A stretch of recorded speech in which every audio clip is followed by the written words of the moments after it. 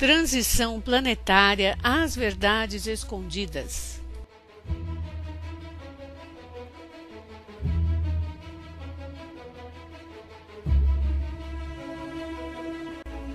Apresenta um novo olhar sobre o mundo. As escolas matam a criatividade das crianças. Palestrante, professor Ken Robinson. Good morning. How are you? It's been great, hasn't it? I've been blown away by the whole thing. In fact, I'm leaving.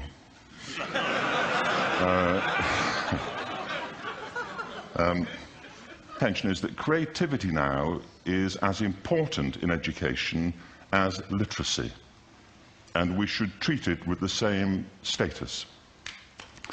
Thank you.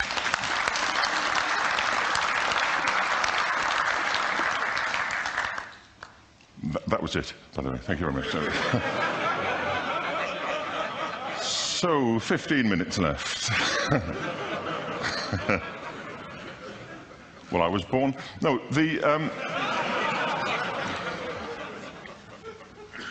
I had a great story recently, I love telling it, of a little girl who was in a drawing lesson. She was 6 and she was at the back drawing, and the teacher said this little girl hardly ever paid attention, and in this drawing lesson she did.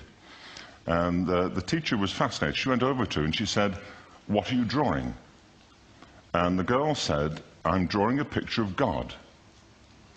And the teacher said, "But nobody knows what God looks like." And the girl said, "They will in a minute."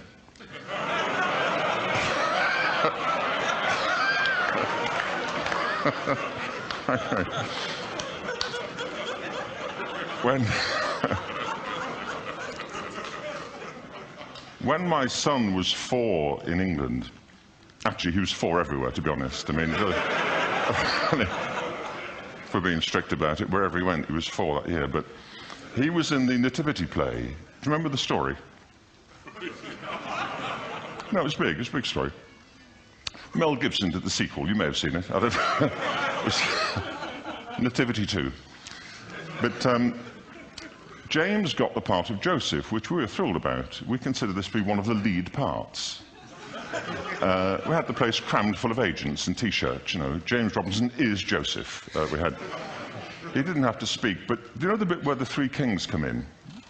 They come in bearing gifts, and they bring gold, frankincense, and myrrh. This really happened. We're sitting there, and they, I think, just went out of sequence. Because we talked to the little boy afterwards and said, you know, "Are you okay with that?" And they said, "Yeah, why was that wrong?" They just switched. I think that was it. Anyway, the 3 boys came in, little 4-year-olds with tea towels on their heads, and they put these boxes down. The first boy said, "I bring you gold." And the second boy said, "I bring you myrrh." And the third boy said, "Frank sent this."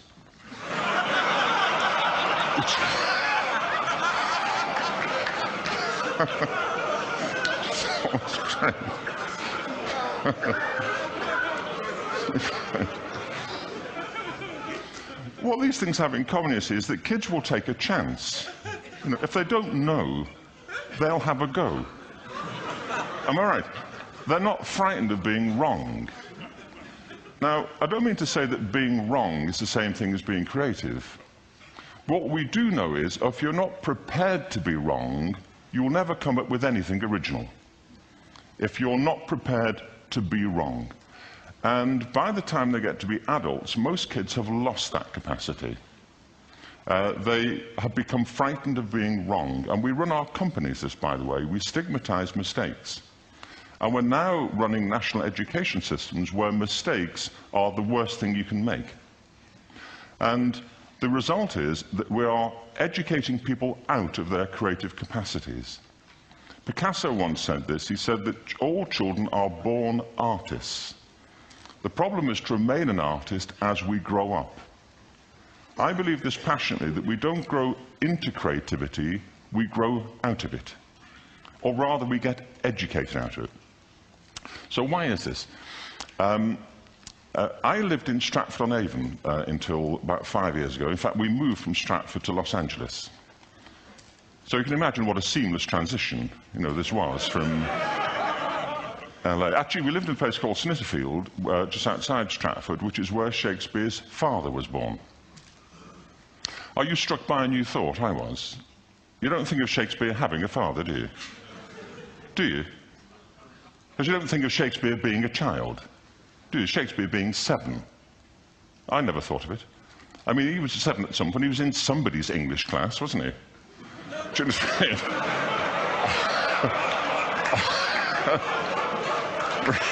Really? How annoying would that be? You know?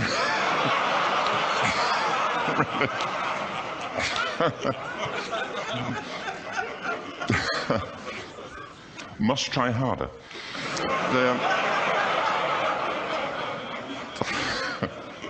Being sent to bed by his dad to Shakespeare, go to bed now, to William Shakespeare, and put the pencil down, and stop speaking like that.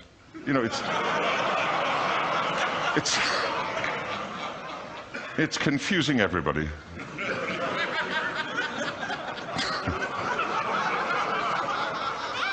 Anyway,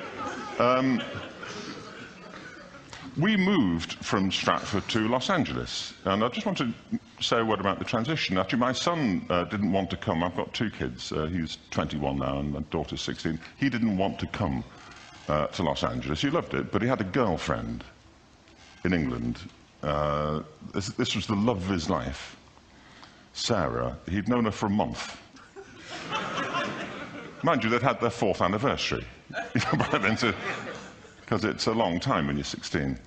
Anyway, he was really upset on the plane. He said, "I'll never find another girl like Sarah." And we were rather pleased about that, frankly, because she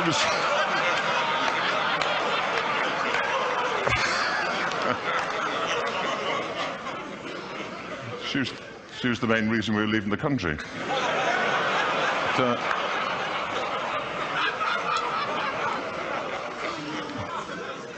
But something strikes you when you move to America and when you travel around the world. Every education system on Earth has the same hierarchy of subjects. Everyone, doesn't matter where you go. You'd think it would be otherwise, but it isn't. At the top are mathematics and languages, then the humanities, and the bottom are the arts, everywhere on Earth. And in pretty much every system, too, there's a hierarchy within the arts. Art and music are normally given a higher status in schools than drama and dance. There isn't an education system on the planet that teaches dance every day to children the way we teach them mathematics. Why? Why not? I think this is rather important. I think maths is very important, but so is dance. Children dance all the time if they're allowed to. We all do. We all have bodies, don't we? Did I miss a meeting? I mean, I think... Truthfully, what happens is, as children grow up, we start to educate them progressively from the waist up. And then we focus on their heads, and slightly to one side. If you were to visit education as an alien and say, what's it for, public education, I think you'd have to conclude, if you look at the output, who really succeeds by this, who does everything they should, who gets all the brownie points, who are the winners. I think you'd have to conclude the whole purpose of public education throughout the world is to produce university professors. They're the people who come out the top, and I used to be one, so there, But, and I like university professors, but we shouldn't hold them up as the high watermark of all human achievement. They're just a form of life, another form of life. But they're rather curious, and I say this out of affection for them. There's something curious about professors. In my experience, not all of them, but typically, they live in their heads. They live up there, and slightly to one side. They're disembodied, in a kind of literal way. They look upon their body as a form of transport for their heads. It's... Don't they? It's a way of getting their head to meetings.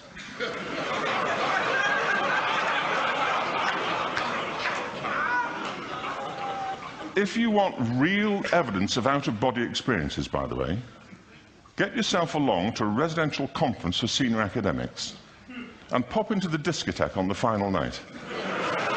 And there you will see it, grown men and women writhing uncontrollably off the beat,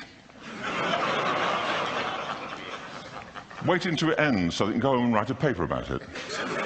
Now, our education system is predicated on the idea of academic ability, and there's a reason. The whole system was invented around the world. There were no public systems of education really before the 19th century. They all came into being to meet the needs of industrialism.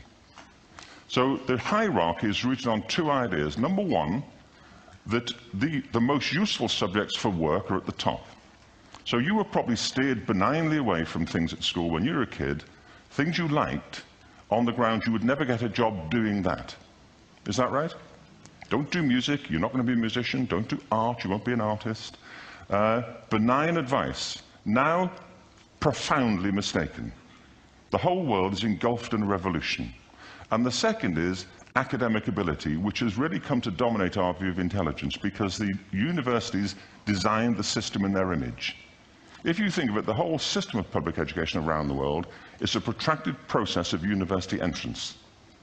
And the consequence is that many highly talented, brilliant, creative people think they're not, because the thing they were good at school wasn't valued or was actually stigmatized. And I think we can't afford to go on that way. In the next 30 years, according to UNESCO, more people worldwide will be graduating through education than since the beginning of history. More people.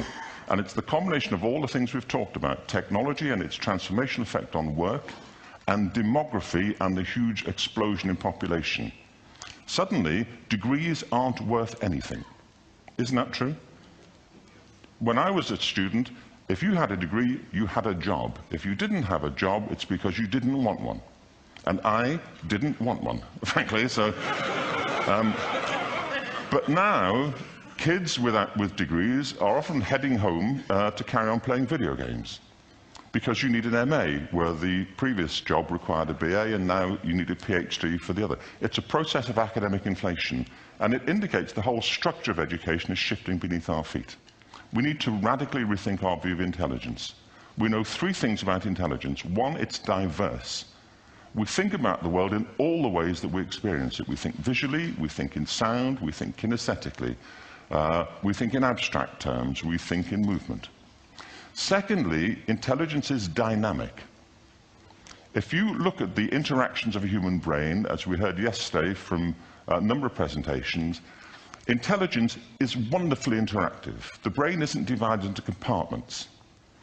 In fact, creativity, which I define as the process of having original ideas that have value, more often than not, comes about through the interaction of different disciplinary ways of seeing things. The brain is intentionally, by the way, there's a shaft of nerves that joins the two halves of the brain called the corpus callosum. It's thicker in women. Following on from Helen yesterday, I think this is probably why women are better at multitasking. Because you are, aren't you? There's a raft of research, but I know it from my personal life. If my wife is cooking a meal at home, which is not often, thankfully, but you know, if she's doing, she's good at some things.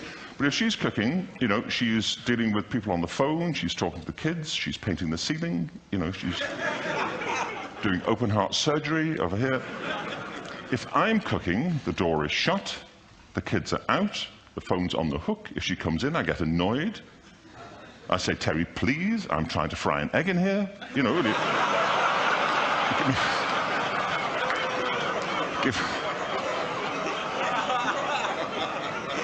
Give me a break.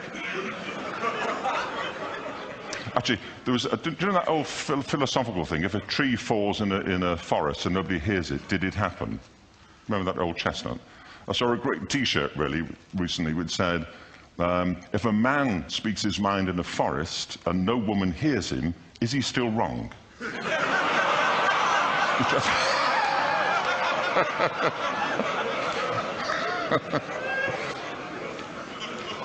And the third thing about intelligence is it's distinct.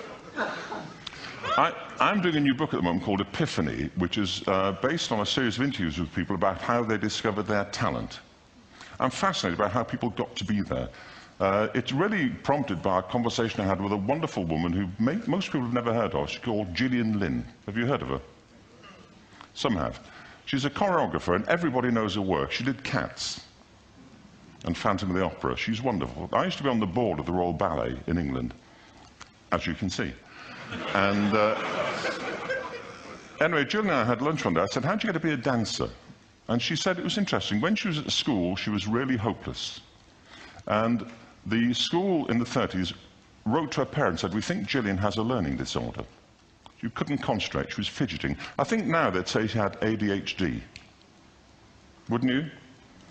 But this was the 1930s, and ADHD hadn't been invented, at this point, so it wasn't an available condition.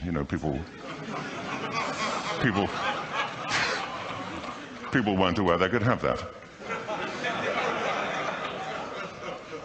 Anyway, she went to see this specialist. So this oak-panelled room, and she was there with her mother, and she was led and sat on this chair at the end, and she sat on her hands for 20 minutes while this man talked to her mother about all the problems Gillian was having at school. And at the end of it, because she was disturbing people, their homework was always late and so on, little kid of 8, in the end, the doctor went and sat next to Gillian and said, Gillian, I've listened to all these things that your mother's told me. I need to speak to her privately. So he said, wait here, we'll be back. We won't be very long. And they went and left her. But as they went out the room, he turned on the radio that was sitting on his desk. And when they got out the room, he said to her mother, just stand and watch her. And the minute they left the room, she said she was on her feet, moving to the music. And they watched for a few minutes, and he turned to her mother, and he said, Mrs. Lynn, Gillian isn't sick, she's a dancer. Take her to a dance school. I said, what happened? He said, she did. I can't tell you how wonderful it was. We walked in this room, and it was full of people like me. People who couldn't sit still. People who had to move to think. Who had to move to think. They did ballet, they did tap, they did jazz, they did modern, they did contemporary. She was eventually auditioned for the Royal Ballet School. She became a soloist. She had a wonderful career at the Royal Ballet. She eventually graduated from the Royal Ballet School, found her own company, the Gillian Dance Company, met Andrew Lloyd Webber. She's been responsible for some of the most successful musical theatre productions in history. She's given pleasure to millions, and she's a multi-millionaire. Somebody else might have put her on medication and told her to calm down. Now, I think